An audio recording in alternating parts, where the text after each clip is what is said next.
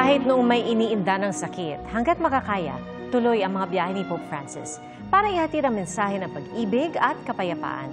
At hindi lang ang kapakanan ng tao ang kanyang binigyang halaga, kundi pati ng kalikasan, partikular ang laban kontra climate change. Ating saksihan.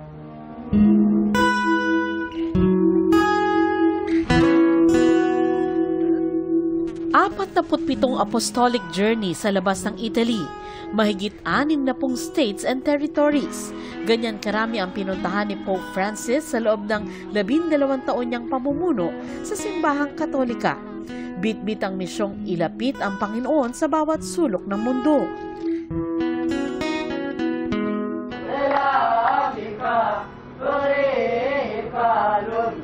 Symbolic ang una niyang destinasyon, ang Lampedusa, isang isla sa southern Italy na port of entry sa Europa na libo-libong tumatakas sa karahasan at kahirapan. Ang pagbisita roon ni Pope Francis, pagpapatibay sa kanyang prioridad ang mga minority gaya ng migrants. Nais lagi ng Santo Papa na makakonekta sa mga tao, kaya nang magpunta siya sa Brazil, imbis na sa armored vehicle, pinili niya sumakay sa open-air mobile.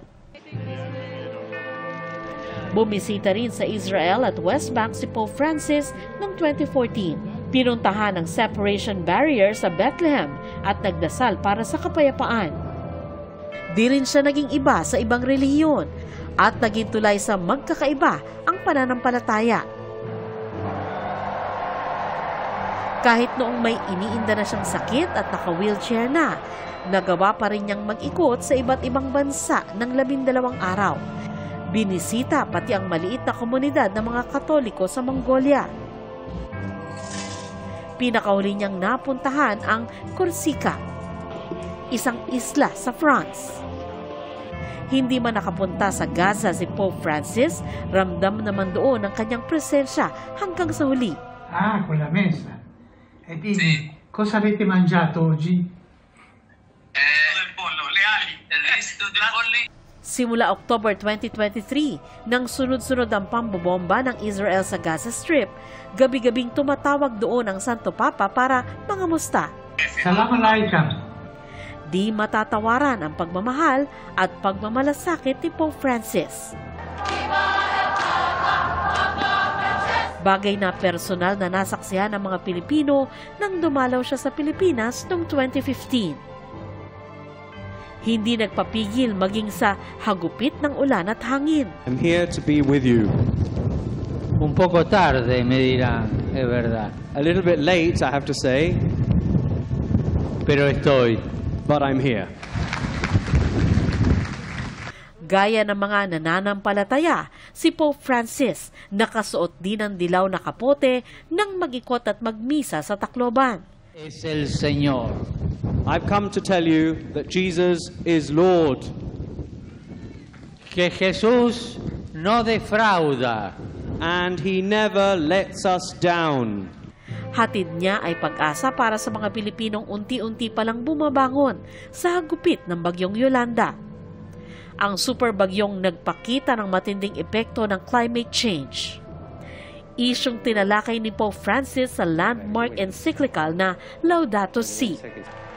Ito ang unang encyclical letter na isinulat ng isang Santo Papa na nakatuon sa kalikasan. Sa Laudato Si, ipinanawagan ni Pope Francis ang agarang aksyon sa climate change. Kabilang sa binigyan diin dito ng Santo Papa ang paggamit ng alternative energy sources, pagbibigay prioridad sa pampublikong transportasyon, pagiging responsable sa kalikasan, mag-recycle at huwag mag-aksaya ng pagkain. Dapat din daw isaalang-alang ang kapakanan ng susunod na henerasyon sa klase ng mundong iiwan natin sa kanila. Kasabay sa paalalang hindi tayo Diyos at mas nauna sa atin ang mundo, kaya dapat natin tong ingatan. Marami pang isinulat na dokumento si Pope Francis, gaya ng Apostolic Constitutions and Apostolic Exhortations. Sa loob ng 12 taon niya bilang Santo Papa, mahigit 900 ang naging santo. 4 na Pilipino ay dineklarang venerable na isa sa mga pinagdadaanan para sa proseso ng paghirang ng santo. Di maikakaila ang debosyon kay Mama Mary ni Pope Francis na inihabiling ilibing siya sa isang Marian Church sa Esquilin sa Roma. Milyon-milyon ang nagluluksa sa kanyang pagpanaw. Pero sabi ni Pope Francis sa preface ng isang libro na isinulat niya nito lang February 7, ang kamatayan ay hindi katapusan ng lahat, kundi isang simula. Tapos na nga ang misyon ng pastol na si Pope Francis. Ngayon, nakasalalay na sa kawan na kanyang tinuruan ang pagpapatuloy at pagsasabuhay ng kanyang mga pamana. Para sa GMA Integrated News, ako si Sandra Aguinaldo, ang inyong saksi. Mga kapuso, maging una sa saksi.